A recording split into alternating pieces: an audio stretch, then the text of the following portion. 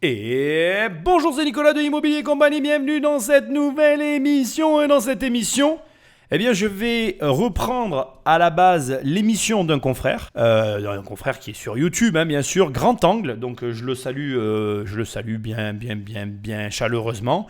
Je m'autorise à prendre un bout pas qu'un bout, je m'autorise à prendre ton émission et à en faire une nouvelle émission. Je lance un appel, une bouteille à la mer, que dis-je. Si jamais, d'une manière ou d'une autre, tu tombes sur cette émission, sache que je suis ouvert, mais pourquoi pas, à une émission à deux où on pourrait discuter de tout ça. J'ai des idées convergentes avec les tiennes, des idées divergentes avec les tiennes. Le nom de l'émission, de sa vidéo qui dure 11 minutes, c'est Immobilier, le déclin pour 2023. Et déjà, par rapport au titre, je dirais plutôt 2024, mais on va en reparler. Et puis, il y a des petites choses quand même dont je veux parler, que je voudrais ramener dans la discussion et qui malheureusement me gênent, mais méritent d'être ajoutées et discutaillées. Et encore une fois, voilà, l'idéal, ça serait qu'on en parle tous les deux avec, encore une fois, grand plaisir. Donc, avant d'attaquer, et comme d'habitude, je tiens simplement à te rappeler, parce que c'est un petit peu différent en ce moment, j'organise un séminaire le 7 octobre à Nîmes, 237 € la place. Tu la veux à quel prix la place? Tu veux que je te l'offre? Je peux pas. Parce que figure-toi qu'il faut louer la salle, faire venir les intervenants, etc. Donc tu vas sur immobiliercompagnie.com dans l'onglet dans l'onglet séminaire. Tu cliques et ça apparaît direct. Et tu peux réserver ta place en ligne. Je t'invite à aller sur immobiliercompagnie.com, à réserver ta place pour le 7 octobre, à venir me rejoindre. Il va y avoir vraiment des intervenants exceptionnels à tous les niveaux. Pas que immobilier, aussi crypto-monnaie, mais ça, tu as tout sur la page de vente. Bref, je te laisse faire. C'est pas très compliqué, je suis pas inquiet. Tu vas trouver immobiliercompagnie.com dans l'onglet séminaire.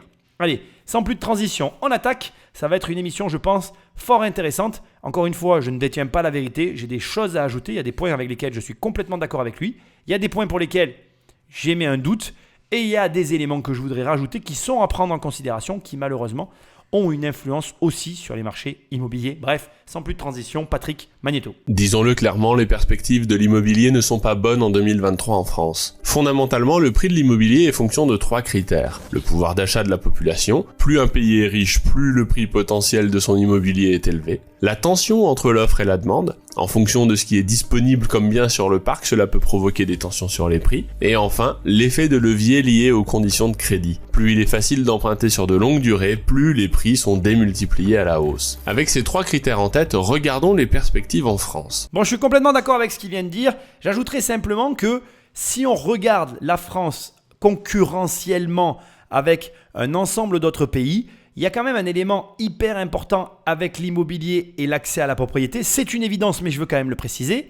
C'est la notion de propriété en elle-même, de cadastre et de la manière dont on possède les biens. Ça paraît fou, mais usus fructus et abusus ne s'appliquent pas dans tous les pays du monde. Et si tu attaques du coup la vision d'un marché immobilier d'un pays sous cet angle-là, d'ailleurs pour le coup, sous l'angle des raisons qui font qu'un marché immobilier fluctue ou pas et attire ou pas le monde, en tout cas en ce qui me concerne et je pense en ce qui concerne énormément d'investisseurs, la manière dont est détenue la propriété dans le pays influence l'affluence, ça fait répétition mais tu comprends ce que je veux dire, des potentiels acquéreurs. C'est-à-dire que plus tu as une vraie propriété, plus tu as de gens qui vont vouloir acheter dans le pays, moins tu as une vraie propriété, comme c'est le cas dans certains pays. Juste pour info, moi j'ai un membre de ma famille éloigné qui a acheté dans un pays un bien immobilier et figure-toi qu'elle n'en était pas réellement propriétaire, elle a tout simplement perdu son argent. C'est-à-dire que la propriété n'était pas acquise de plein droit par le payeur. Il fallait qu'il y ait une personne du pays en question qui soit associée avec l'acquéreur du bien en question. Et tu connais la fin de l'histoire, je n'ai pas besoin de te la raconter. Le bien s'est retrouvé dans l'escarcelle de l'habitant du pays dont je suis en train d'évoquer le nom. Enfin, je n'ai pas dit le nom, mais bon, on s'en fout. C'est un pays asiatique. Je ne le nommerai pas, ça n'a aucun intérêt ici. Simplement, moi, ce que je veux ajouter, et c'est quand même important, en France, on a quand même, malgré tout, encore aujourd'hui, un vrai droit de propriété qui, je trouve, et je veux aller dans son sens, se relativise avec les lois qui sont en train de se mettre en place en 2023, à savoir la disparition de la taxe d'habitation, l'augmentation de la taxe foncière, puisque je considère de plus en plus que dans certaines régions de France, tu vas posséder un bien immobilier et même si tu n'as pas de crédit dessus, la taxe foncière reviendra tout simplement à payer un loyer à l'État. Il y a encore pas longtemps, juste pour te donner un exemple, j'ai vu un bien immobilier dont la taxe foncière globale était supérieure à 7 000 euros. Quand tu donnes 7 000 euros à l'État pour posséder un bien à l'année, je suis désolé, mais quelque part, pour moi, d'une certaine manière, tu es locataire de l'État français. Donc, il a raison de rappeler ce qui crée la tension d'un bien immobilier, mais j'ajouterai aussi que les conditions d'accès à la propriété conditionnent l'attrait du pays si on compare les pays. Et ça, c'est hyper important. Aujourd'hui, la France qui est en train de s'enfoncer dans une taxation délirante sur l'immobilier, elle va à un moment donné ou à un autre pousser certains investisseurs à quitter le pays à ce niveau-là. Alors peut-être qu'il en reparlera dans cette vidéo, peut-être pas, mais moi je voulais le préciser d'entrée de jeu. En termes de pouvoir d'achat, 2023 n'est pas orienté à la hausse. La crise énergétique que le pays connaît vient structurellement abaisser sa croissance potentielle, donc la richesse de ses habitants. En 2022, la croissance a été de 2,6%, ce qui a permis au gouvernement de se féliciter de ce bon score. Et la croissance française résiste. C'est un des chiffres de croissance les plus élevés de la zone euro. Et c'est le résultat de tout le travail de fond que nous avons fait depuis 5 ans. Sauf que voilà, en réalité, si la croissance du PIB a été positive de 2,6%, il faut garder en tête que pour atteindre ce résultat, le déficit de l'État par rapport au PIB toujours, et annoncé avant les prochaines révisions du printemps, ressort à 4,9%. Dit très clairement, pour créer 75 milliards de richesses, la France s'est endettée de 140 milliards. De ce point de vue, la France s'est appauvrie de 65 milliards, ce qui signifie qu'aucune richesse n'a été créée, mais qu'au contraire, la France est en récession de 2,3%. Quant à 2023, ce sera pire, puisque la croissance est attendue à 1%, tandis que le déficit du pays est toujours prévu à 5%. Et je rappelle que ces prévisions ont tendance par nature à sous-estimer les déficits et à surestimer la croissance. Donc c'est un appauvrissement de 4% qui nous attend pour 2023. Mais 2023 pourrait bien être plus mauvais que cela si la France subit une attaque des marchés sur sa dette. Enfin,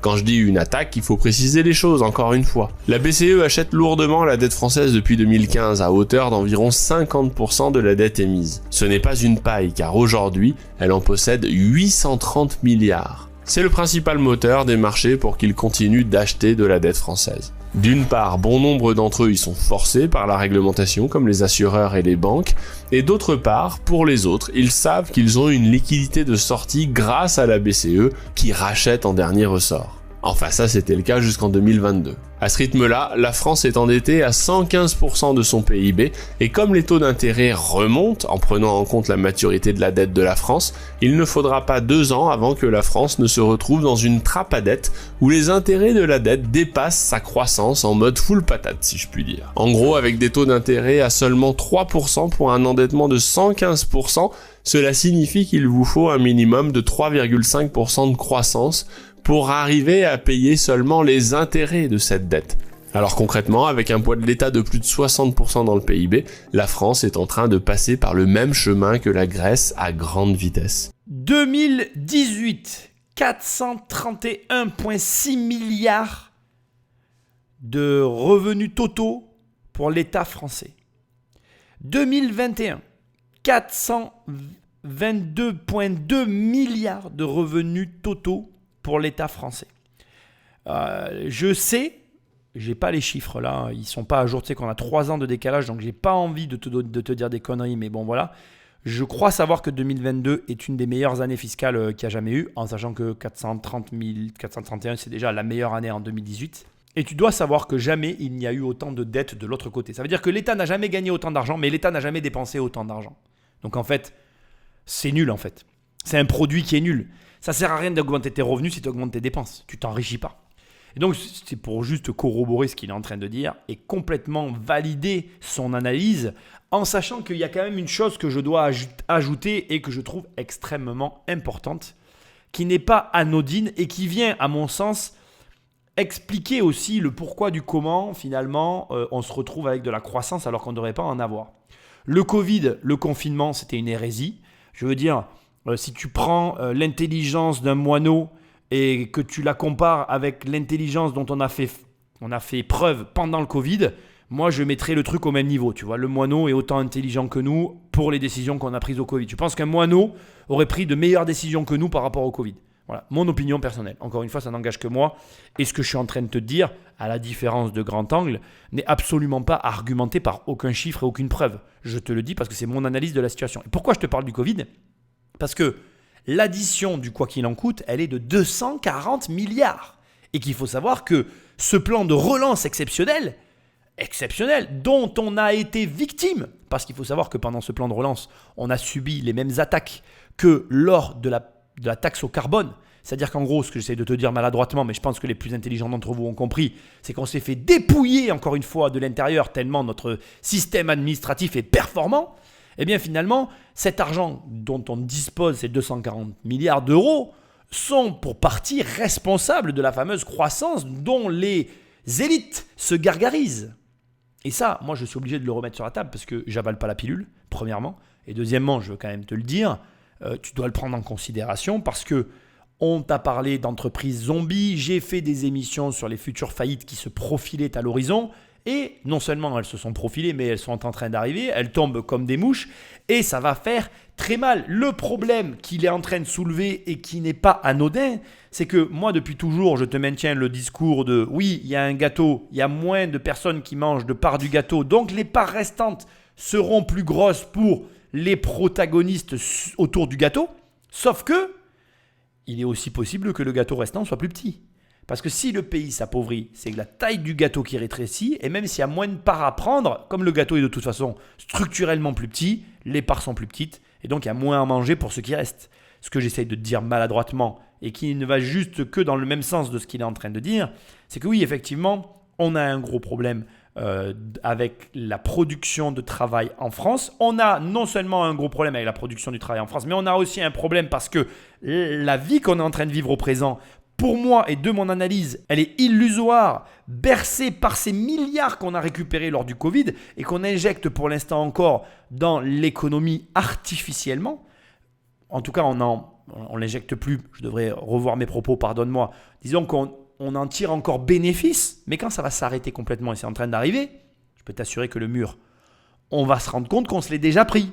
Le mur, il n'est pas devant, il n'est pas à côté, il n'est pas derrière. Non, on a le nez dedans en fait.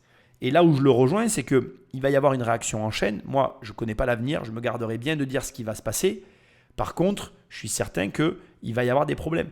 Indépendamment de tout ça, je voudrais juste un petit peu étayer certains propos, ou en tout cas préciser quelques détails que je trouve sont très bien dits de sa part, mais que je voudrais reformuler autrement. On a une fâcheuse tendance, tous autant que nous sommes, à faire un transfert avec notre manière de générer nos comptes vis-à-vis de l'État et de la façon dont lui-même gère ses comptes.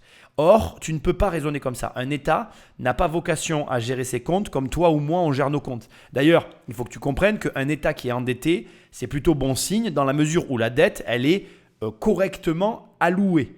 D'ailleurs, de cet élément-là, on va avoir l'occasion d'en reparler dans cette émission. C'est aussi pour ça que je l'ai fait. Il y a un détail qui, pour moi, en France, fait que le marché immobilier, et je suis un des rares, enfin en tout cas, je n'ai jamais entendu dans la bouche de quelqu'un d'autre que moi, à penser comme ça. C'est-à-dire que moi, je pense que l'immobilier français est effectivement une espèce de bulle, mais absolument pas lié aux aléas du marché tel que décrit ici. Je pense que c'est lié, entre autres, aux APL et à tout ce système d'aide sociale qui fait que le marché immobilier français est quand même assez préservé. Mais bref, je vais avoir l'occasion d'en reparler. Indépendamment de tout ça, ce que je veux dire donc, c'est que tu ne peux pas projeter sur la gestion des comptes, sur ta gestion, ta manière de gérer les comptes ne peut en aucun cas être la manière dont l'État va gérer ses comptes. Je veux que tu le comprennes. Un État ne cherche pas le profit. Un État ne cherche normalement pas non plus le déficit. Il cherche l'équilibre. Ça veut dire qu'il doit dépenser de l'argent, qu'il doit créer de la dette, que cette dette, si elle est bien réemployée, réaffectée, elle doit bénéficier à sa population et à ce moment-là, l'État fonctionne. Les États, ce n'est pas des entreprises. Les États ne sont pas des agents économiques normaux. Tous les marchés financiers le savent. C'est d'ailleurs un non-sens sur les marchés financiers puisque les États cherchent en fait à atteindre le point zéro. C'est ça que ça cherche un État. Alors je sais qu'après c'est étrange, etc. On ne va pas parler de ça ici, ce n'est pas le propos. Voilà, simplement je veux le préciser parce que moi quand j'entends ce genre d'analyse, alors c'est mon interprétation personnelle, mais j'ai toujours l'impression qu'on s'attend à ce que l'État ait ce comportement à l'identique presque que peuvent avoir les agents économiques comme toi et moi. Mais encore une fois, voilà, ne t'arrête pas là-dessus, ça n'est pas comme ça que ça fonctionne. Maintenant, on va s'intéresser au sujet de l'immobilier. Je trouve que c'est un sujet intéressant et c'est un sujet qui donne matière et à la réflexion et aussi pour toi, parce que c'est bien d'amener une critique sur ce qui est en train de se passer économiquement et d'essayer d'anticiper l'avenir. Mais moi, ce qui m'intéresse, c'est qu'est-ce que toi, tu peux faire.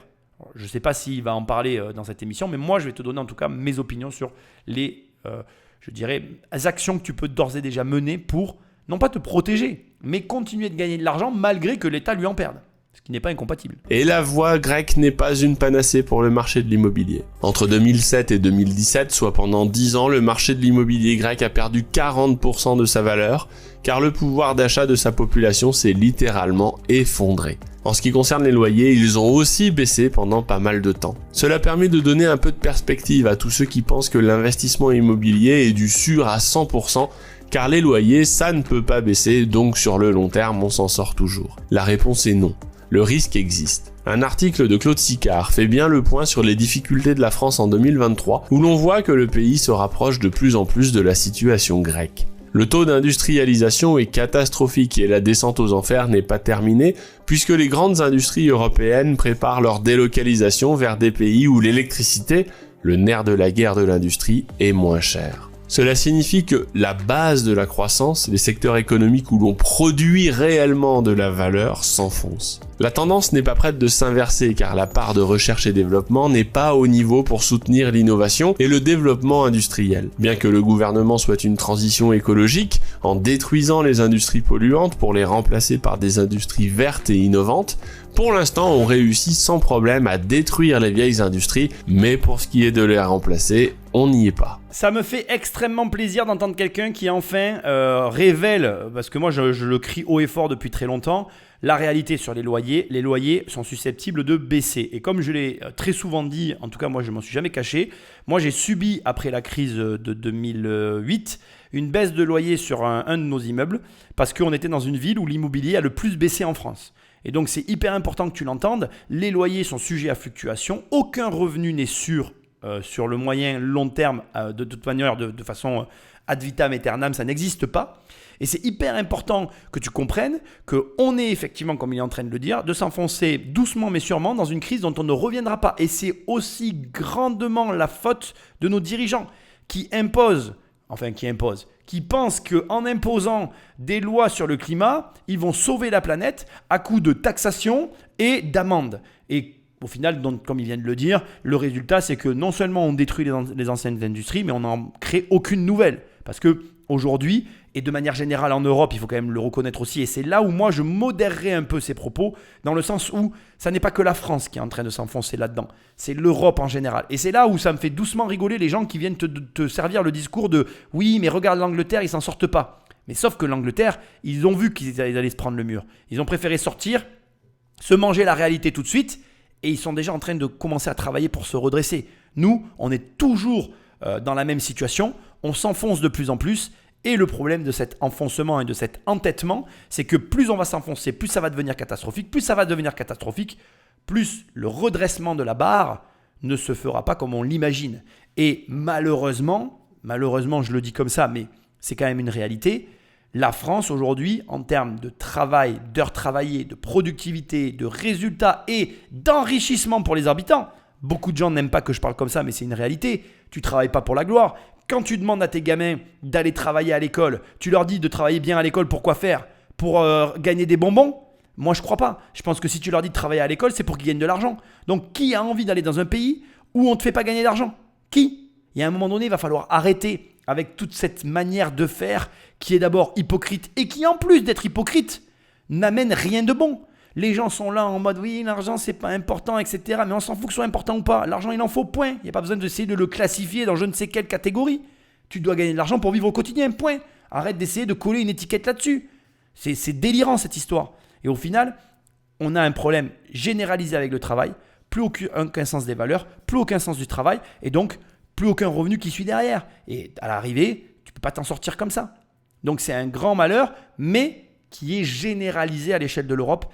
On n'est pas dans les bons chiffres vis-à-vis de l'Europe, mais l'Europe prend cette direction de manière générale. Après, la différence entre les pays européens, c'est que certains ne vont pas appliquer les normes européennes imposées par l'Union européenne Et la France, elle, elle veut être le bon élève de l'Europe, mais à quel prix ?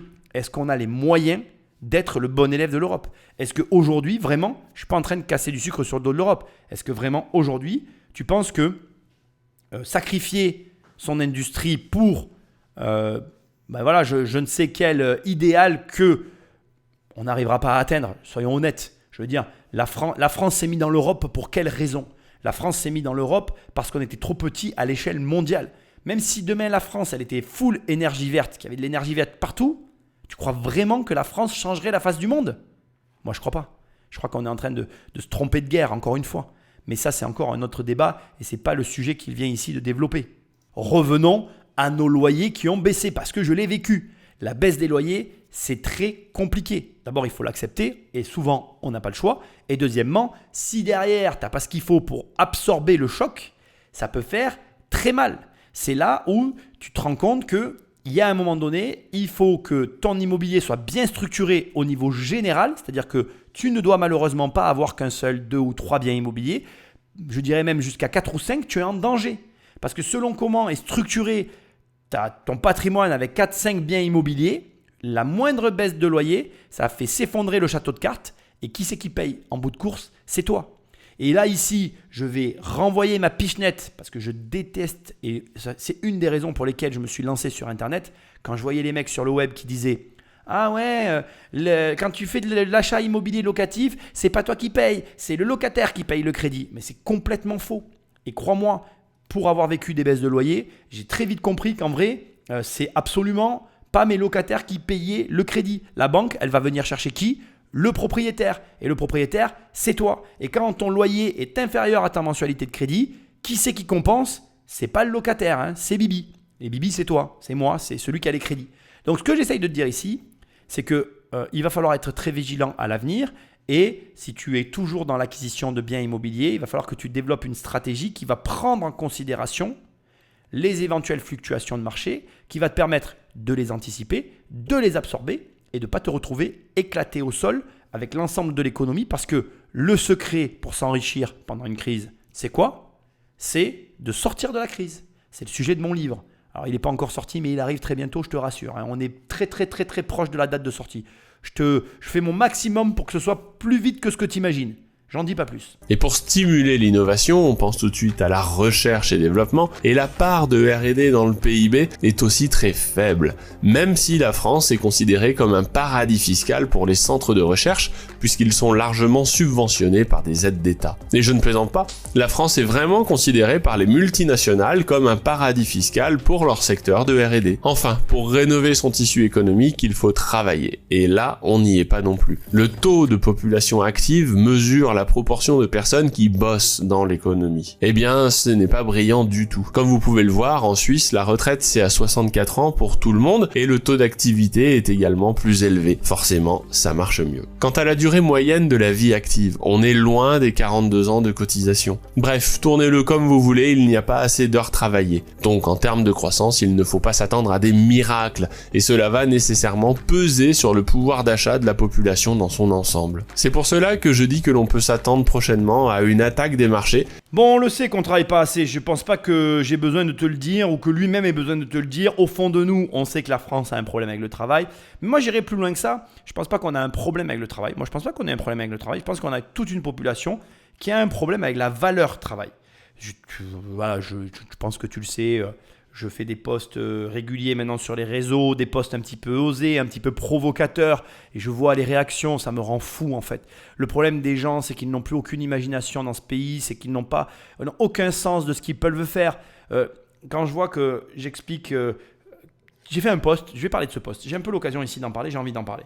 J'ai fait un post dans lequel je parle d'une mère qui a choisi d'être mère au foyer. Et à aucun moment donné dans le post, je ne dis ou je ne sous-entends que le fait d'être mère au foyer n'est pas un travail. Je dis simplement que le fait qu'elle n'ait pas de travail et qu'elle choisisse d'être mère au foyer ne véhicule pas une image de quelqu'un qui travaille, d'aller au travail, qui sort pour aller travailler, qui sort de son logement, qui quitte le logement familial pour aller dans une entreprise travailler. Et les réactions sous ces posts de vidéos sont vraiment exceptionnels. Alors je ne vais pas te dire que je les lis tous, je les lis plus du tout d'ailleurs pour être franc avec toi, mais j'en vois quand même passer quelques-uns et ça me fait mourir de rire. Les gens te disent « Ah ouais, mais être caissière, c'est pas épanouissant. À quelle heure t'as vu que toucher un SMIC, ça épanouit ?» En fait, ce que les gens ne comprennent pas dans ce pays, c'est que on s'en fout de combien tu gagnes. C'est qu'est-ce que tu fais avec ton argent en fait. Moi, j'ai commencé, je gagnais mon premier loyer encaissé, c'était 620 €. Tu crois que j'étais riche ? Tu crois que c'était épanouissant d'avoir 620 balles tous les mois pour vivre ? Bien sûr que je galérais en fait. Bien sûr. Mais putain, je gagnais 620 € par mois avec mon système de loyer, sans crédit en face, je précise. Mais c'est important.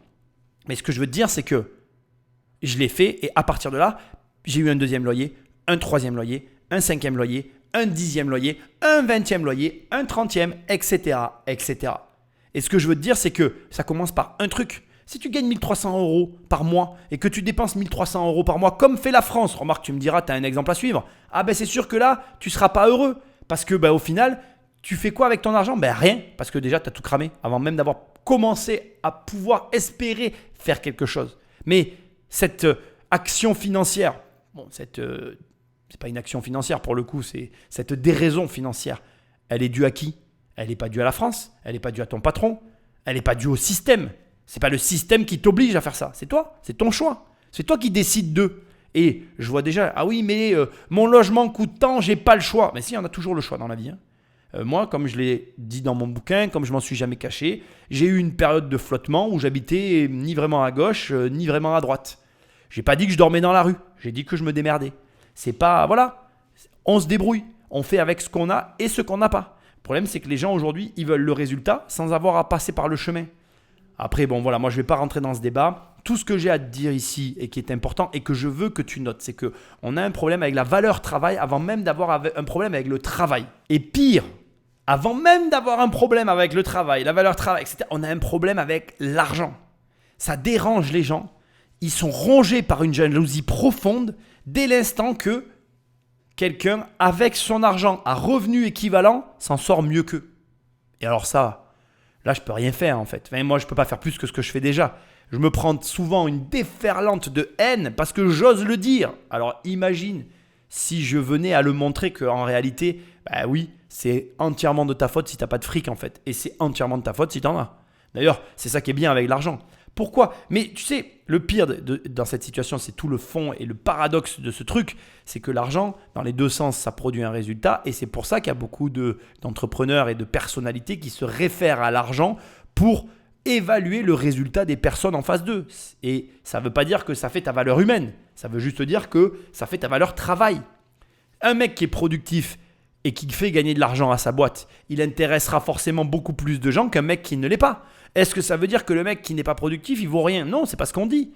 C'est juste que le mec qui n'est pas productif pose un problème à la société et que la société, elle n'a pas à venir aider ou à venir proposer des solutions à ce mec-là, que c'est à lui à se remettre en question et à trouver le travail qui lui permet d'obtenir les meilleurs résultats. Après, on va pas se mentir, c'est hyper dur.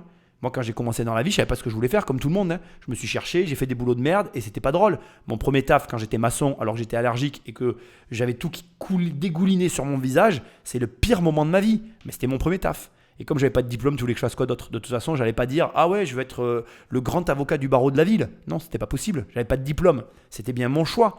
Et je suis pas allé me plaindre dans la rue d'avoir fait les mauvais choix scolaires ou même professionnels. Et je me suis démerdé avec ce que j'avais. Et ça, je sais pas pourquoi, ça pose un problème à beaucoup de personnes, mais c'est pas que des Français. Et ça aussi, je voudrais quand même le dire, on a ce problème en France, mais on le retrouve partout. Maintenant, c'est pas parce que dans ton pays, on travaille peu que toi, tu dois peu travailler. C'est pas parce que dans ce pays, on t'impose des règles que tu dois forcément les suivre. Tu peux faire preuve de leadership, tu peux faire preuve d'initiative et transformer ton quotidien, transformer tes heures, les démultiplier et attirer à toi plus d'intérêt que tes voisins. Même si tu es mal vu à l'arrivée, de toute façon, on te jugera. Quoi que tu fasses, on te jugera. Allez, rapidement, je te raconte l'histoire de l'âne. Je pense que tu la connais, mais elle est drôle. C'est l'histoire d'un père et son fils, et ils ont un âne en fait, et ils vont au village en bas, tu sais. Et alors, ils descendent dans le village, tu vois, et donc le fils met son père sur l'âne, parce que son père il est vieux, tu vois, et il faut descendre le père au village, tu vois, pour aller chercher la nourriture ou je ne sais quoi. Et là, tous les villageois, quand ils croisent l'âne avec le père dessus. Oh mon Dieu, mais vous vous rendez compte, le pauvre animal, ce que vous lui faites subir, c'est honteux. Bon, ils rentrent. Du coup, le lendemain, en fait, ce qu'ils font, c'est qu'ils se disent, bon, ben, mon fils, t'es plus jeune et tout, on va te mettre toi sur l'âne, comme ça tu économises tes forces, et puis, moi, c'est pas grave, je marcherai à côté, tu vois, on n'aura pas les remontrances des villageois, tu vois.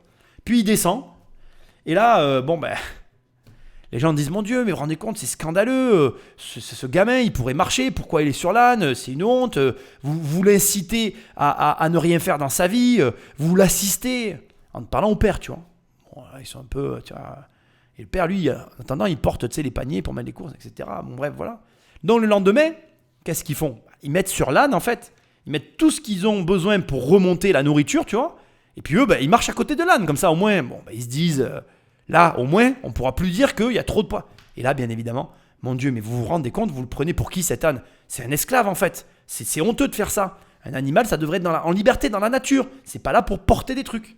Moralité, quoi que tu fasses, tu seras critiqué. Donc fais surtout ce qui t'arrange le mieux à toi. Et puis accepte les critiques. Car à un moment, ça va coincer. Enfin, attaque, c'est un terme un peu osé, car sur le principe, attaquer la dette consiste à la vendre ou à ne plus l'acheter.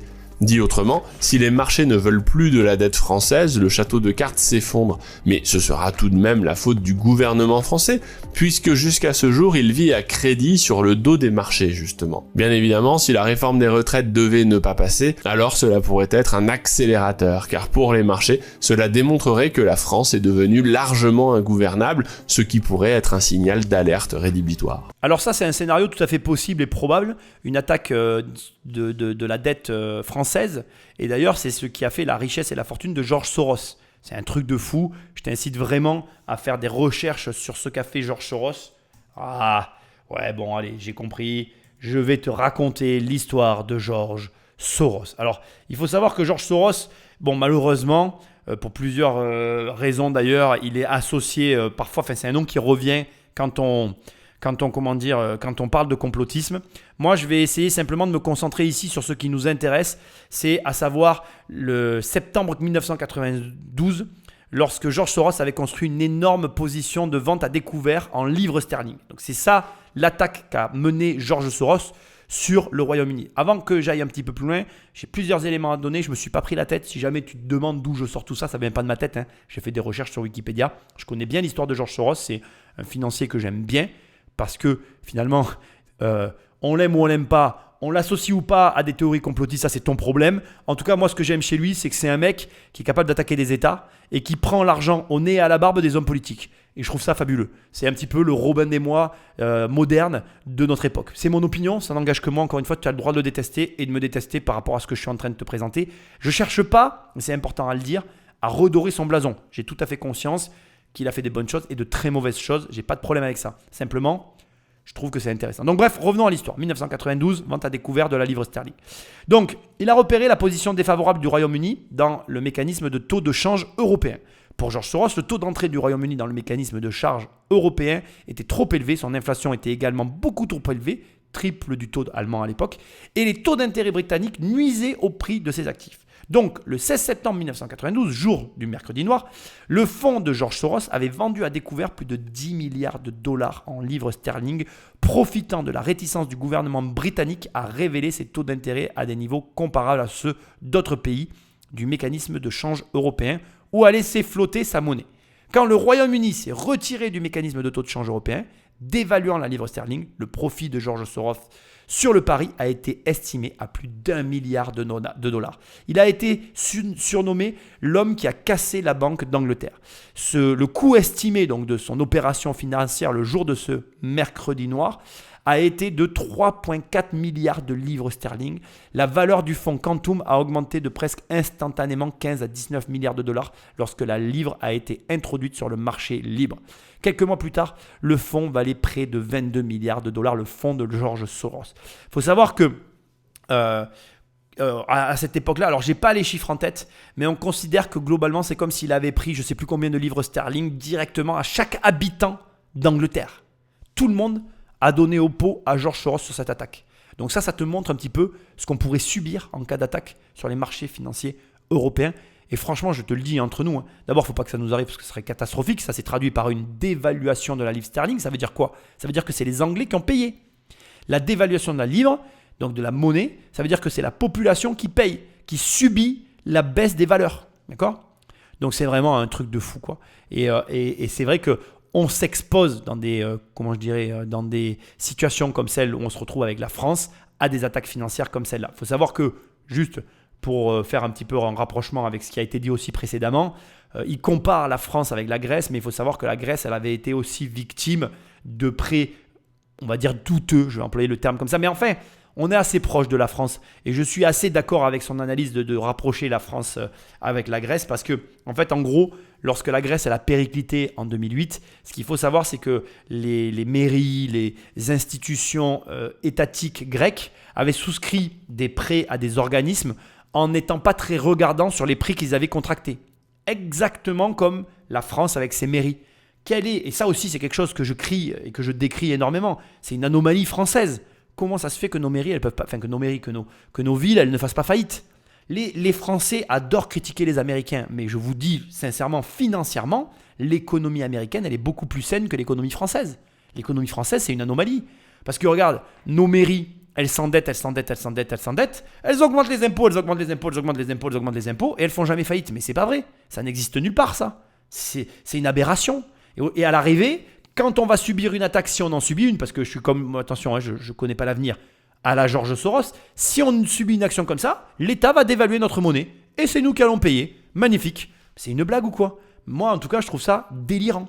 Donc voilà, je t'ai un peu levé le voile sur les propos qu'il vient de tenir. Je pense que c'est assez clair. On continue. Mais de façon plus proche, c'est la question de la rénovation thermique des logements qui pose problème dans l'immobilier. Le premier sujet, c'est que les gens qui ont des logements mal isolés vont avoir froid. Car si le prix de l'énergie reste fortement encadré pour l'offre de prix régulée, c'est une augmentation de 15% de l'électricité qui a eu lieu au 1er février 2023. Pour le gaz, la hausse s'est faite début janvier. Donc, si le pouvoir d'achat diminue car les entreprises sont en difficulté et que le prix de l'énergie monte, au final, ce seront plus de gens qui auront froid et ce sont les prix des logements les plus mal isolés qui en pâtiront. Cela a déjà commencé puisqu'en 2023, il n'est plus possible de louer des appartements trop mal isolés, consommant plus de 450 kWh par mètre carré par an. Sauf que voilà, ce sont aussi les logements les moins chers. Dans un pays qui va bien, on pourrait s'attendre à ce qu'ils soient achetés par des bricoleurs ou des investisseurs afin de les retaper et de les revendre. Comptez environ 40 000 € pour une rénovation thermique d'un logement en moyenne en France. Donc si vous prenez un logement de 80 mètres carrés pour un prix de 200 000 €, vous faites déjà face à une baisse du prix de 20%. En théorie, c'est la baisse des dépenses de chauffage, donc des charges, qui est censée compenser la hausse du prix des loyers. En pratique, l'exercice pourrait être bien plus compliqué si les charges explosent dans le même temps à cause de l'augmentation des prix de l'énergie. Alors je partage ton opinion sur plein de choses, mais je trouve que ça manque quand même. Bon, alors après je pense que c'est une petite vidéo, moi je vais quand même ajouter 2-3 trucs qui sont importants. D'abord, premièrement, son exemple je le trouve à la fois vrai, à la fois faux, valable pour les grandes villes, non recevable pour tout le reste de la France, et crois-moi c'est grand. Et par contre, deuxièmement, et c'est hyper important de le préciser, le délire dans cette affaire, c'est pas tant le fait de rénover en soi. Moi, je comprends très bien le système des passoires énergétiques. Non, c'est finalement le cahier des charges et ce qu'on t'impose pour atteindre les notes. C'est là où le délire est vraiment... on est sur un truc, mais voilà, ils ont pris de la drogue, c'est pas possible autrement. Les mecs qui ont pondu la loi. Parce que là, aujourd'hui, et là où ça ressort vraiment et où c'est assez violent, c'est dans les copropriétés. C'est vraiment là que tu vois que finalement, la loi, elle a été faite de telle manière qu'on va chercher à prendre du pognon à des mecs qui vont rien pouvoir faire d'autre que d'accepter les factures qu'on va leur imposer, quoi. C'est une façon, déguisée à mon sens, mais pas tant que ça finalement, d'aller chercher du fric à des pauvres gens, quoi. C'est comme ça que je le perçois personnellement. Mais là encore, je pense que ce que je dis est sujet à polémique et à être contredit. Donc, bon voilà, je te laisserai faire ta propre analyse. Encore une fois, c'est le cahier des charges qui est problématique. Et là où je ne rejoins pas son opinion, c'est que les investisseurs s'en sortiront toujours. Parce que le rapport au logement, et c'est ce qui crée les disparités dans ce pays, le rapport au logement est très différent entre un investisseur et un propriétaire occupant. Le propriétaire occupant supporte un coût, et donc malheureusement pour lui, toutes ces normes qu'on va lui imposer, etc., il va devoir l'assumer. Alors que l'investisseur, pour lui, c'est un rapport. Et donc d'une certaine manière, si l'investisseur fait bien son travail, ça peut rentrer dans des pertes et profits. Moi, je sais qu'avec les années aujourd'hui, et c'est toujours pareil, plus tu commences à avoir, on va dire, d'arriérés, oui, non, c'est pas le bon terme pour l'immobilier, on va dire d'antécédents et donc d'investissement sur le marché immobilier, plus finalement tu dégages de la marge, plus tu dégages de la marge, plus tu peux absorber, et même mieux que ça, je veux quand même que tu l'entendes, c'est là où ça devient une aberration, c'est qu'un mec comme moi qui cherche du déficit, ça m'intéresse d'en avoir. Et donc, si j'ai 1 ou 2 apparts que je rénove chaque année, ou en tout cas dans mes biens que j'ai des rénaux chaque année qui tournent parce que je dois les mettre aux normes, finalement ça va venir gommer ma fiscalité d'une certaine manière pour partie.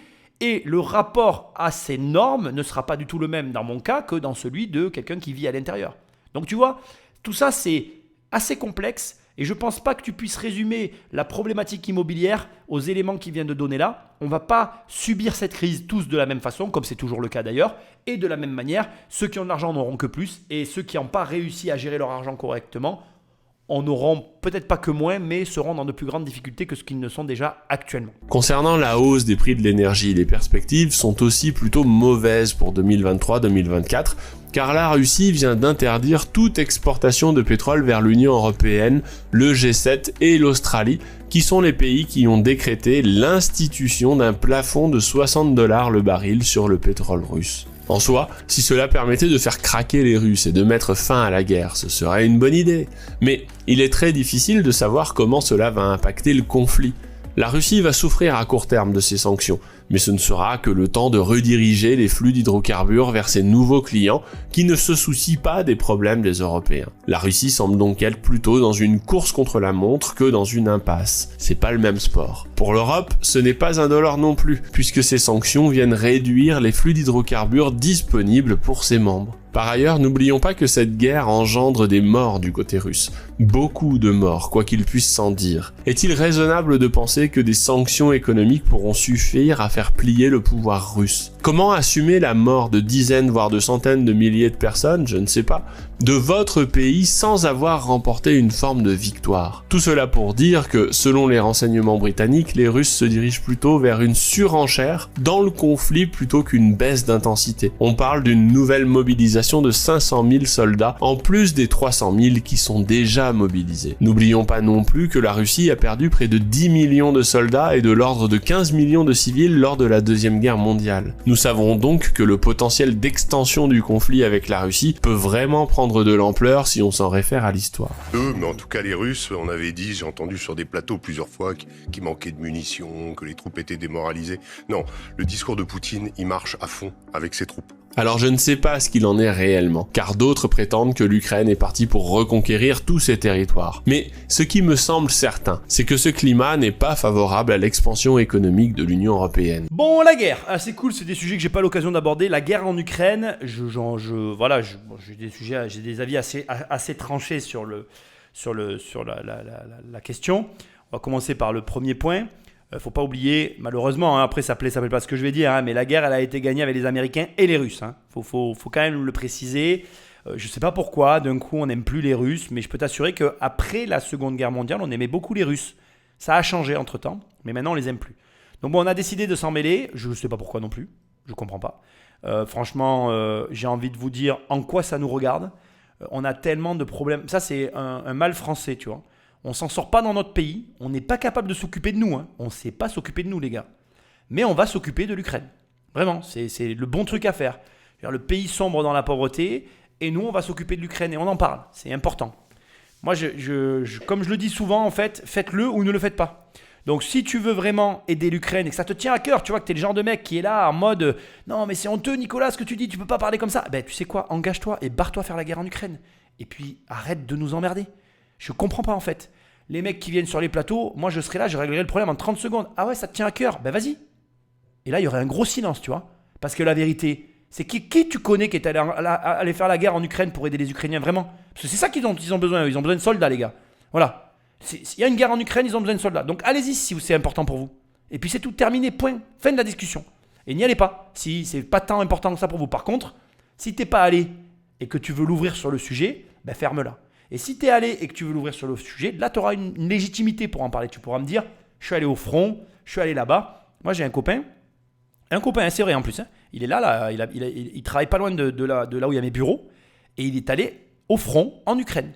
Et là, tu n'as rien à dire en fait. Dans ces cas-là, ces gens-là, tu la fermes et tu dis, ok, toi, tu es vraiment atteint, touché par le truc. Et c'est tout. Après, tous les autres, là, sur les plateaux, c'est de la masturbation cérébrale. Pardonnez-moi s'il y a des enfants avec vous dans la voiture. Mon but, c'est pas de les choquer. Mais c'est ce que je pense. Et ça me gave, en fait. Parce qu'on est là à dire, oui, alors si les Russes, ils font ceci, si les Russes, ils font cela, on n'en sait rien, les gars. Pour l'instant, les Russes, ils vont prendre l'Ukraine. Et moi, je vais vous dire un truc. Moi, ma famille, ils viennent de la Serbie, donc de ces coins là-bas. Je parlais avec mon grand-père. Mon grand-père, il était quand même, c'est quelqu'un de spécial. Moi, je l'aimais profondément. Mais je trouve qu'il avait, par certains aspects, des propos relativement durs. Mais je pense que c'était propre à ses origines. Et juste ce que j'ai à dire, c'est la chose suivante. C'est que moi, en tout cas, personnellement, si j'étais Poutine, si j'arrive à prendre la Russie, à y être, je conquiers toutes les nations d'enrhumés, tu vois. C'est un mauvais jeu de mots, je sais, mais c'est ce que je ferais. Parce que à un moment donné, si j'arrive à prendre l'Ukraine, je reprendrai les 2-3 pays tout autour, parce que ça foutrait la merde en Europe, ça nous mettrait dans une situation vraiment très, très, très, très, très difficile. Ça serait même, je pense, pour lui, une opportunité qu'il n'aurait peut-être pas 2 fois dans sa vie, tu vois. Donc, si même moi, à mon humble niveau, j'arrive à le percevoir et à le réaliser, je pense que lui, il le sait pertinemment. Et donc, là où je veux en venir, c'est que s'il avait dû marcher sur d'autres pays, il l'aurait déjà fait. Il a les moyens humains, matériels de le faire. Donc, je pense qu'au lieu de spéculer sur ce qu'il devrait faire ou ne pas faire, on devrait déjà essayer de nous en sortir, tu vois. Je pense que je suis quelqu'un qui est très attaché à cet adage qui consiste à dire « charité bien ordonnée commence par soi-même ». Voilà, c'est même pas de moi, tu vois. Et je pense que le français devrait, de manière tout à fait naturelle, se reconnecter avec ce type d'adage et commencer par s'occuper correctement de lui, des siens, tu vois. On n'est même pas fichu de donner une retraite décente à plein de gens. On s'occupe de l'Ukraine. Bon, c'est bien, il a donné ses chiffres, il a raison dans son analyse, je suis très content.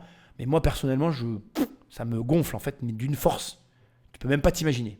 Mais bon, je ne vais pas te laisser là-dessus parce que ça serait un petit peu provocateur de ma part. Voilà ce que je vais te dire. Prenons le scénario de la guerre. Donc on a cette fameuse guerre en Ukraine. Maintenant, imaginons que la guerre perdure et qu'elle impacte frontalement l'économie française. C'est-à-dire que, conséquence directe, on a un effondrement de notre économie, la guerre s'est étendue et comme il y a eu un embargo sur la vente de matières dont on a besoin vis-à-vis des Russes, on est impacté, donc on est dans la merde. Imaginons ce scénario, d'accord ? Tu as acheté de l'immobilier et tout s'effondre. Tout s'effondre en fait. Et là, la question que j'ai à te poser, c'est la suivante.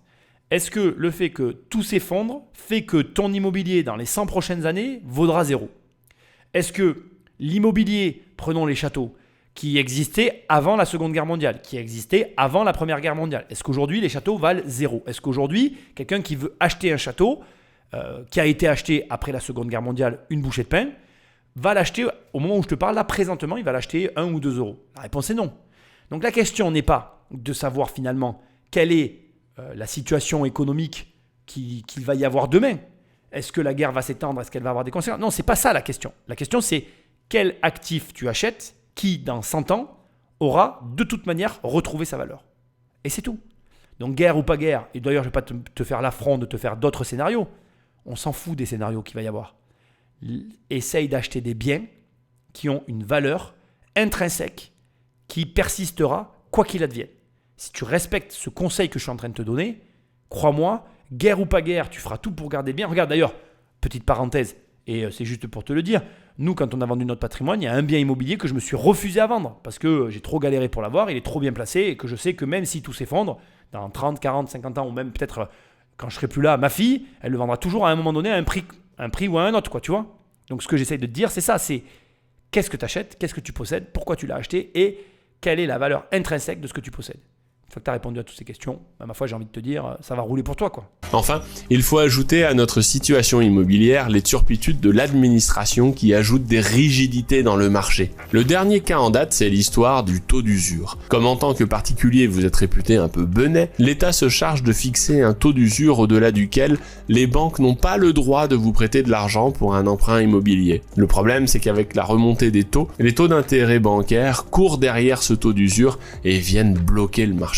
Alors, faut-il renoncer à protéger le consommateur et le laisser en pâture au système bancaire ? De mon point de vue, oui, sous 2 conditions afin de responsabiliser tout le monde. La première, c'est que les emprunteurs aient la capacité de renoncer au remboursement de leur crédit sous condition de rendre les clés de leur maison à leur banquier, qui ne pourraient pas prendre plus que cela pour se payer. De cette façon, les banques feront naturellement plus attention à leurs conditions de prêt. À l'inverse, laisser les banques être en capacité de prendre la maison d'un emprunteur s'il est en défaut de 2 ou 3 traites sur son crédit, et de la même façon, les particuliers feront bien plus attention aux emprunts qu'ils contractent. La responsabilisation, ça marche à condition que chacun ait réellement quelque chose à perdre et dans des délais courts. Au final, le marché immobilier est dans un contexte à risque, car c'est le niveau de vie des Français qui est en risque. Après, il faut garder de vue que le marché immobilier, ça n'existe pas. Il faut impérativement le regarder à une échelle locale. Et là, il y a sûrement des choses à faire au cas par cas. Toutefois, gardez en tête que gagner de l'argent en marché baissier est un sport bien plus compliqué qu'en marché haussier, où tout le monde se croit être un génie. Et il a bien raison sur la phrase de fin, et ça, moi je le pense toujours, les marchés baissiers sont plus complexes à gérer que les marchés haussiers. Moi j'en ai déjà passé un et je l'ai passé, donc j'ai pas d'inquiétude sur celui qui arrive. Simplement, je suis pas du tout d'accord avec ce qu'il vient de dire avant, le fameux taux d'usure. Bon, la problématique à laquelle on est confronté, elle est que temporaire, puisque de toute façon l'État ne pourra pas laisser la situation s'envenimer. En tout cas, l'État ne pourra pas rester sans revenu tel qu'il est là actuellement, ça c'est une certitude. Et deuxièmement, c'est hyper important de l'entendre, même si cette situation n'est que provisoire, ça ne changera pas la difficulté qu'il a annoncée ensuite. C'est-à-dire que moi je pense que la problématique administrative, enfin je vais commencer par ça d'ailleurs, il dit une chose qui est vraie, il dit oui en France on a une problématique administrative, c'est très long, c'est très compliqué. Ça pour moi, ça a des avantages et des inconvénients. Je l'ai toujours répété et je te le répète, effectivement la France elle est très longue, c'est-à-dire que tout est très long dans ce pays. Ça a l'avantage qu'en cas de crise, c'est très long aussi. Et donc, en général, quand une crise survient, par exemple aux États-Unis, elle arrive d'un coup comme un éclair et puis ils s'en remettent relativement rapidement. Et généralement, nous, on a un temps de décalage. Et ce décalage te permet, à toi, comme à moi et comme à nous tous, de pouvoir réagir. C'est un peu comme si tu avais une machine à voyager dans le temps en France. Et ça, c'est un énorme avantage. Enfin, en tout cas, c'est l'avantage de l'inconvénient d'avoir une administration comme un mammouth qui avance à 2 à l'heure, quoi. Voilà. Donc, il faut se concentrer sur l'avantage et être très, en tout cas moi c'est ma façon de fonctionner, être très alerte sur ce qui se passe aux US, parce que les US donnent le là, toujours encore aujourd'hui, même s'il y en a qui disent que ça va changer, pour l'instant ça n'a pas changé. Et donc quand tu vois une crise violente aux US, tu sais qu'elle va de façon décalée impacter la France. À toi, en fonction de ce que tu observes aux États-Unis, de prendre finalement tes dispositions. Ensuite, et c'est là où je ne suis aussi pas d'accord avec lui, mais il le reprécise en faisant une espèce de petite parenthèse sur les marchés locaux. Je ne suis pas du tout d'accord avec lui. L'immobilier n'est pas un secteur risqué. L'immobilier, c'est un métier. Comme lui le fait sûrement avec ses placements boursiers. Moi, je ne suis pas un professionnel de la bourse et des placements financiers. Je suis un professionnel de l'immobilier. De la même manière qu'il y a des manières de procéder dans les marchés financiers pour ne pas subir les aléas du marché, il y a des façons de procéder dans l'immobilier pour ne pas s'exposer à des risques. Et crois-moi, moi je prends beaucoup moins de risques avec l'immobilier qu'avec quoi que ce soit d'autre. Et pourtant je fais d'autres choses à côté, mais je vois les risques que je prends sur certains points que je ne prends pas en immobilier parce que je maîtrise les rouages de mon investissement. Donc c'est à toi après à ne pas faire l'erreur de vouloir trop te diversifier, mais de bien plutôt te concentrer sur quelques classes d'actifs, mais de les maîtriser parfaitement pour ne pas t'exposer à ces fameux risques dont il fait état. Après, je pense comme lui que de toute façon, il était téléphoné que l'on rentre dans une crise majeure à un moment donné ou à un autre. On est dans cette crise, elle arrive là, elle va nous exploser à la figure d'une manière ou d'une autre. Je suis obligé de te le dire, mais c'est important pour moi. Tant qu'en France, et je t'ai dit que je t'en parlerai, il y aura des APL et des aides au logement, la France ne connaîtra pas des remous tels que tu peux les voir dans d'autres pays. De la même manière, et je vais un petit peu le chahuter sur sa remarque bancaire, je pense que tout le monde le sait, les banquiers français, c'est, j'ai presque envie de dire, l'incarnation de la banque qui ne prend aucun risque. Je veux dire, si tu as envie de voir des banquiers qui ne prennent pas, voire peu de risques dans un pays, viens en France. Notre système a 33% d'endettement, 35, 43 selon les périodes. Donc ça, c'est les déplafonnements de l'endettement. Hein. Notre système donc, d'endettement nous a relativement bien protégés depuis toutes ces années des mouvements de marché tels qu'on les connaît dans d'autres pays. Je veux dire, quand tu vois qu'aux US, il y a des crises, il y a eu effectivement des mouvements de marché à 40-50% à la crise de 2008. Nous, en France, moi j'ai connu un mouvement sur une ville à 10-20%. Je ne me rappelle plus quel pourcentage maintenant, ça commence à remonter, mais j'ai connu Ouais, mes loyers étaient passés de 600 à 550, donc 10% de baisse des loyers. Et j'ai connu après en valorisation, tu vois, entre 12 et 20%, entre 12 et 20% sur la valeur du bien à la baisse, sur la même ville, tu vois. Donc, finalité, on a des mouvements de marché, tu ne pourras jamais les éviter parce qu'on reste malgré tout pour l'instant encore dans un marché relativement libre de gré à gré, même si les lois tendent à changer cette situation générale. Et aussi, je veux quand même le préciser, on a les APL, les différentes aides qui viennent border le bébé au niveau de l'investissement locatif. Moi, je l'ai toujours dit, ce truc est une bulle. Le jour où ça va nous péter à la gueule, c'est là où vraiment ça va faire très très mal. Et malheureusement, je pense que ça sera une crise majeure. Et je fais partie de ceux, des rares qui le disent. Je pense qu'à un moment donné, on devra poser à plat cette situation et la revoir parce que les APL, le système de je subventionne le logement des particuliers qui louent à d'autres particuliers, quand tu y réfléchis vraiment, c'est quand même un peu une aberration, quoi. Je veux dire, d'un certain côté, c'est l'État qui donne de l'argent à des privés pour acquérir des biens immobiliers. Alors, je comprends, certains vont m'accuser de méchant capitaliste et d'homme sans cœur en me disant « Oui, mais tu aides des familles en difficulté. » Oui, non, mais d'accord. Mais en attendant, tu enrichis aussi une autre famille en parallèle, quoi. Avec l'argent du contribuable. C'est quand même, philosophiquement, il y a quand même des questions à se poser, quoi, tu vois. Donc, je sais pas, que après tu finances des HLM, que tu vois, que tu subventionnes des gens qui vivent en HLM exclusivement et que ça, comment dirais-je, profite d'une certaine manière à la collectivité. Tu comprends ce que je veux dire? C'est une espèce de cercle fermé. Dans ces cas-là, c'est un peu plus audible et encore discutable philosophiquement pour des raisons évoquées comme tout à l'heure, la notion de l'argent, la notion du travail. Mais tu comprends ce que je veux dire? Au moins, bon. Mais là, on a des particuliers comme moi. Moi, j'ai encore des locataires. J'ai des locataires, oui, j'en ai encore, qui touchent des APL. Donc, ça veut dire que pour partie, je reçois de l'argent public. Ça se réfléchit, tu vois. Donc, bref.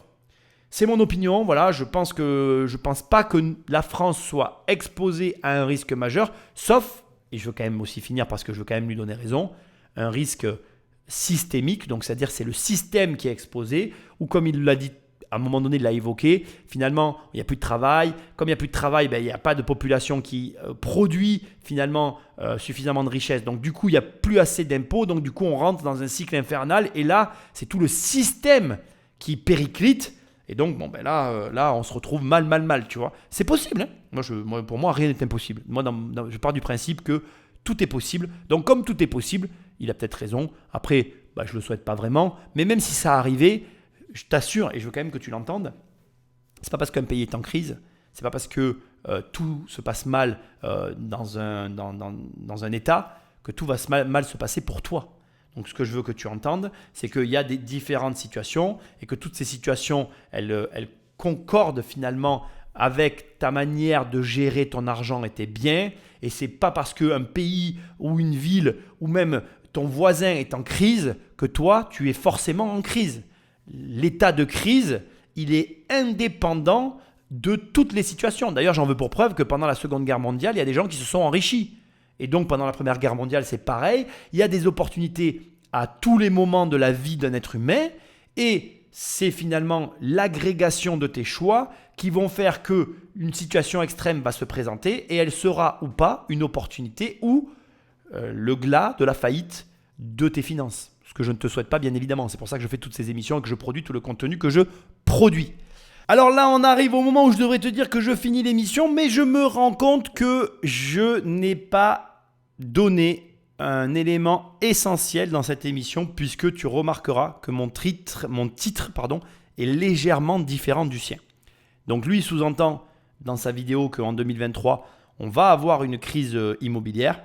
Moi, sur le terrain, je veux quand même te le partager puisque je le vois. Les prix ne baissent pas vraiment. Il y a toujours des affaires à faire, mais il n'y a pas beaucoup d'affaires à faire, pas tant que ça. Donc, premièrement. Deuxièmement, à l'heure actuelle, les biens qui sont au prix se vendent toujours. C'est-à-dire que les maisons qui sont au bon prix, elles se vendent. N'en déplaise à ceux qui n'arrivent pas à les vendre. J'en suis désolé, mais c'est la réalité. Troisièmement, et il faut aussi l'entendre, je l'avais annoncé, il y a déjà eu une première réunion avec le gouverneur de la Banque de France, les ministres, pour le HCSF, etc., pour le fameux taux d'usure, etc., la situation étriquée qui a été imposée aux banques. Et ça n'est que le premier d'une longue série. Je prédis qu'il va y avoir encore d'autres réunions jusqu'à ce que le gouverneur cède et remette les calculs bancaires tels qu'ils étaient avant qu'il impose ces restrictions. Restrictions qu'il y a parce que je pense que les éléments que tu vois dans cette vidéo sont connus de nos élites et que c'est simplement une réaction pour protéger l'économie d'un éventuel problème systémique que j'ai évoqué sur la fin de cette émission. Bien que, encore une fois, attention, ce que je suis en train de dire, je ne le sais absolument pas. Ça n'est qu'une, comment dirais-je, ça n'est qu'une supposition de ma part. Élément hyper important, donc moi je crois que jusqu'à fin 2023, début 2024, la situation va rester telle qu'elle avec ces fameuses réunions qui vont s'intensifier jusqu'à ce que le gouverneur cède et remette les calculs tels qu'ils étaient. Et je pense, et je vais le rejoindre malgré tout, que ça ne repartira pas à la hausse puisque on évalue jusqu'à plus de 30% l'augmentation des prix de l'immobilier suite au Covid. Et en tout cas, de mon opinion, cette augmentation ne pourra pas se maintenir, ne serait-ce que par la montée des taux. Il y a actuellement une espèce de, je dirais, décorrélation entre toute une partie des acquéreurs et les taux auxquels ils ont accès et les prix qui leur sont proposés. Et malheureusement, pour l'instant aussi, les vendeurs ne sont toujours pas réceptifs aux offres de prix inférieurs aux tarifs qu'ils en demandent à minima. Donc, tant que cette situation ne va pas tendre vers une baisse, eh bien, la situation restera tendue. À la fin de tout ça, je veux quand même te préciser aussi, et malgré tout, qu'on a toujours des acquéreurs solvables sur le marché, dont moi j'ai la chance de faire partie. Et je veux aussi te préciser que malgré tout, l'économie, dans certaines zones d'activité, c'est assez dégueulasse ce que je vais dire, mais je veux quand même le préciser, fonctionne en France. On a une situation qui est certes pas folichonne, qui ne va pas vers des lendemains meilleurs, mais voilà, je trouve que malgré tout, il y a quand même encore des activités qui fonctionnent, il y a du travail dans certaines branches. Voilà, moi, je reviens d'un séjour dans une ville à ses côtés où j'ai vu bon nombre de restaurants qui n'arrivaient pas à trouver du personnel, dont certains ont évoqué l'excuse de dire la clientèle ne me convient pas. Et comme m'a dit la patronne, mais à quelle heure, à 23 ans, tu dis à ton patron, votre clientèle ne me convient pas, je démissionne. Tout ça parce que tu peux rentrer chez tes parents et finalement jouir d'un confort de vie auquel tu n'aurais pas accès si tu n'étais pas dans cette situation. Tu comprends ce que je veux dire? Donc, on a quand même une situation française qui est très très très particulière, qu'on ne peut pas sortir de son contexte comme c'est fait là. C'est-à-dire qu'en France, entre les aides, avec la sécurité sociale, la sécurité, toutes les sécurités qu'il y a de tous les côtés, on a une population qui peut se permettre, s'octroyer le loisir de prendre le travail par-dessus la jambe. Et ça, pour combien de temps encore, je ne le sais pas. Moi, je ne suis pas un fervent partisan de cette situation, bien que j'ai conscience qu'elle convient à une certaine tranche de la population. Moi, personnellement, je préfère bosser, travailler même beaucoup, mais avoir les résultats qui vont avec. Il y a une tranche de la population française qui, elle, ne souhaite pas beaucoup travailler, souhaite avoir beaucoup de temps libre. Ce n'est pas pour rien qu'on est le pays au monde où il y a le plus de fonctionnaires par tête de pipe. Voilà, là, pour le coup, je ne ferai pas des recherches, ce n'est pas le sujet de cette émission, mais je voulais quand même le dire. Voilà, au final, on est quand même relativement d'accord. Je maintiens les propos que j'ai tenus au début de cette émission. Je suis totalement ouvert à un débat sur les sujets, sachant que je tiens à préciser que même si mon émission n'est pas recherchée en chiffres, j'essaye de te relater les retours de terrain que j'observe. Moi, je suis quelqu'un qui aime bien observer ce qui se passe. Je regarde les ventes qu'on a fait, les flux financiers qu'on a, etc.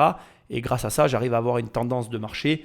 Je te rappelle pour information que donc, je suis bailleur en fonds propres, que je suis agent immobilier, que j'ai une agence de gestion immobilière et de syndic et de transactions. Donc, je vois aussi ce qui se passe sur ces trois marchés. Et j'ai des activités extra-immobilières, donc comme tu peux le voir, de créateurs de contenu, où là aussi je suis en contact avec des élèves qui eux-mêmes sont sur des marchés pour lesquels et avec lesquels je travaille. Et donc j'ai aussi des notions de différents marchés français. Et tout ça fait que j'ai un avis qui vaut ce qui vaut. Je ne dis pas que mon avis est comment dirais-je, parole d'évangile, mais je pense que tu peux quand même te fier à 2-3 informations que je te donne. Donc comme il l'a dit, on arrive sur un marché baissier. Je suis complètement d'accord avec lui. C'est très très difficile. Dans les marchés baissiers, il n'y a que les bons gestionnaires qui s'en sortent. Alors que dans les marchés haussiers, n'importe quel gestionnaire est capable de s'en sortir. Voilà. Donc c'est aussi simple que ça. On va voir maintenant qui est vraiment bon et qui ne l'est vraiment pas. Et croyez-moi, en immobilier, vous allez être surpris. Quand la mer se retire, il y en a beaucoup qui sont à poil. Pour reprendre l'expression d'un ami investisseur très célèbre, qui n'est pas mon ami d'ailleurs, mais qui est très connu quand même. Voilà, ceux qui comprennent ont un sourire au coin des lèvres. Voilà, écoutez, ça m'a fait extrêmement plaisir. Je te rappelle que si tu veux me rencontrer, si tu veux venir passer un moment avec moi, le 7 octobre à Nîmes, il y a un séminaire, 237 € la place. Crois-moi, au prix où je vendais avant, c'est pas cher. Et aussi autre chose important, tu vas sur immobiliercompagnie.com, dans l'onglet séminaire, tu as la page avec le programme, tu as tout, les intervenants, ça va parler Bitcoin, ça va parler immobilier bien sûr, ça va parler argent. Il va y avoir la banque. Les gars, si vous ne savez pas avoir des crédits, venez à cet événement. Vous en repartirez avec de vraies infos. J'ai réussi à faire venir une banque. J'avais jamais réussi jusque-là, donc croyez-moi, ça en vaut le déplacement. Faites comme vous voulez. Je vous propose, vous disposez. Au demeurant, like, partage, laisse-moi un commentaire. Là où tu écoutes cette émission, prends le téléphone d'un ami, abonne-le sauvagement et je te dis à très bientôt dans une prochaine émission. Salut!